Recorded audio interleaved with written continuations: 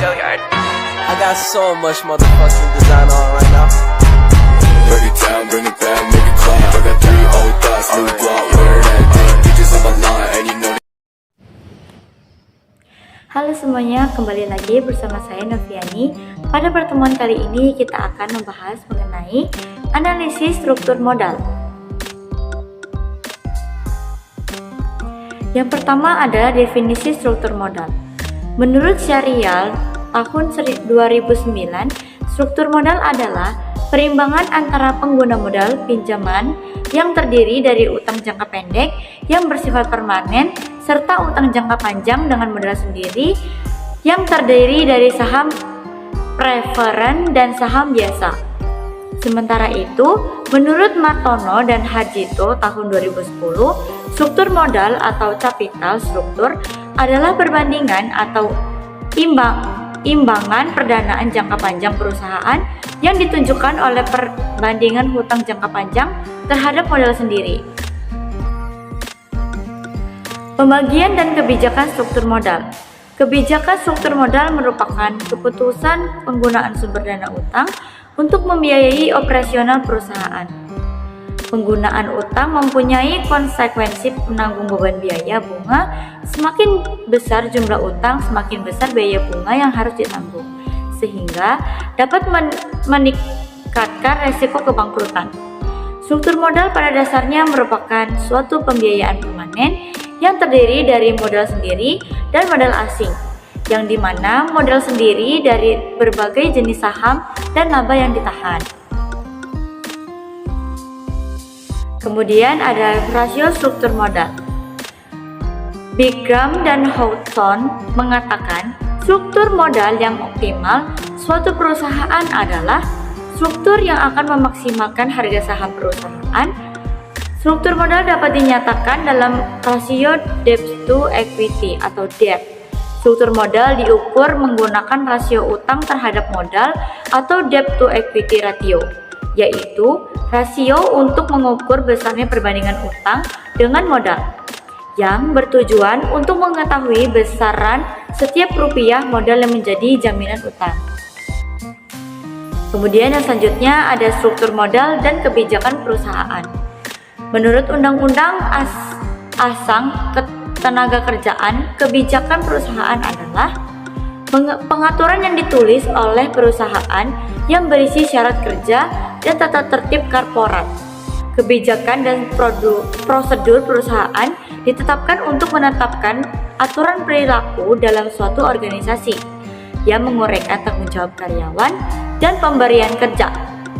Pengelolaan kebijakan dan prosedur perusahaan bertujuan untuk melindungi hak-hak pekerja serta kepentingan bisnis pemberi kerja. Tergantung pada kebutuhan organisasi, berbagai kebijakan dan prosedur menetapkan aturan mengenai perilaku karyawan, kehadiran, aturan pakaian, privasi, dan bidang lain yang terkait dengan syarat dan ketentuan kerja. Yang selanjutnya ada right issue dan kebijakan struktur modal. Nah, kebijakan right issue merupakan upaya emiten untuk menghemat biaya emiten serta untuk menambah jumlah saham yang beredar. Dengan adanya right issue, maka struktur modal perusahaan akan berubah. Struktur modal merupakan perimbangan atau perbandingan antara jumlah utang dengan modal sendiri.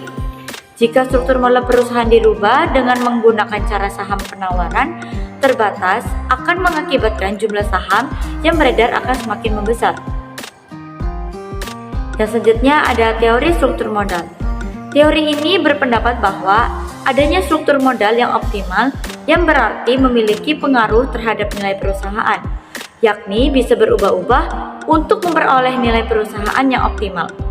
Adanya struktur modal memiliki tujuan dalam mengkolaborasikan sumber-sumber dana baik permanen maupun aktivitas dan kegiatan operasional perusahaan.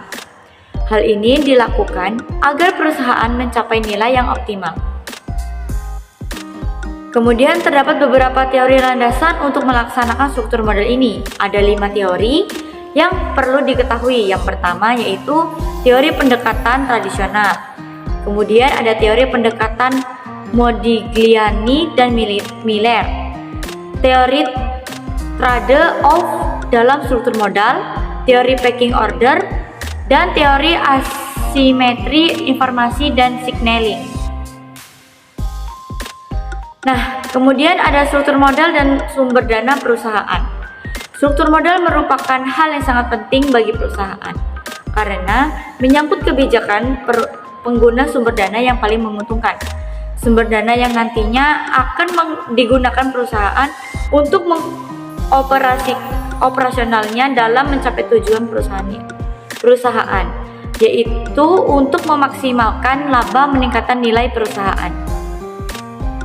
Nah, kesimpulan dari materi kali ini yaitu struktur modal adalah modal yang ditahan dan kepemilikan perusahaan dengan modal asing yang berupa utang jangka pendek maupun utang jangka panjang.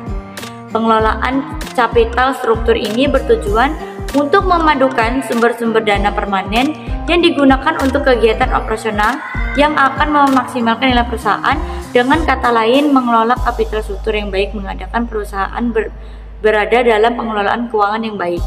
Kondisi finansial terjaga agar aman sehingga perusahaan terhindar dari kerugian yang dapat mendatangkan masalah.